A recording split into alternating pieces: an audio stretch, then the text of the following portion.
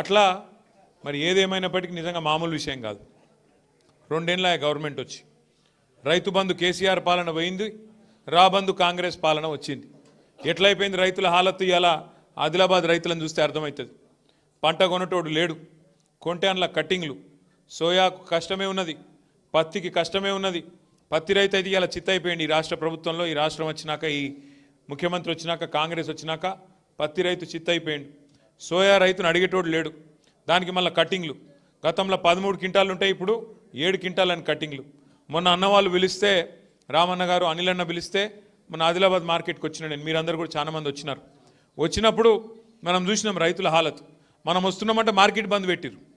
ఆ రోజు మీకు యాదకుండాలి, మార్కెటే బంద్ పెట్టిరు. సోమవారం వచ్చినాం అనుకుంటాం మేము, ఆ రోజు కూడా సోమవారం మార్కెట్ బంద్ పెట్టిరు.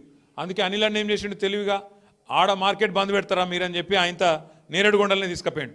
సోయాబీన్ కొనుగోలు కేంద్రం ఉంటే ఆడికి గుంట వేయండి, ఆడ చూపెట్టిండు. ఆడ రైతులతో మాట్లాడితే అక్కడ గదే కష్టం. అంటే ఇవాళ రాష్ట్రంలో పరిస్థితి ఏంది అంటే, రైతులు ఈ రైతు ఆ రైతు అని కాదు, మొత్తం రాష్ట్రంలోని రైతులందరూ ఇలా గుండెల నిండా మళ్ళొక్కసారి కేసీఆర్ గారిని గుర్తు చేసుకుంటా ఉన్నారు.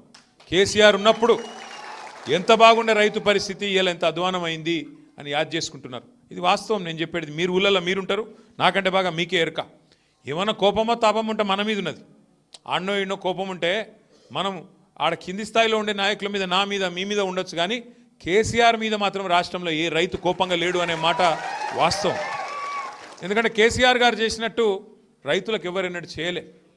24 గంటల కరెంట్ ఇచ్చిన నాయకుడు భారతదేశంలో ఉన్నారా? కేసీఆర్ తప్ప. రైతు బంధు అసలు ప్రోగ్రాం పెట్టినోడు భారతదేశంలో స్వతంత్రం వచ్చిన కేవలం ఉన్నారా? 24 గంటల కరెంటు, రైతు బంధు ఒక్కటే కాదు. రైతు చచ్చిపోతే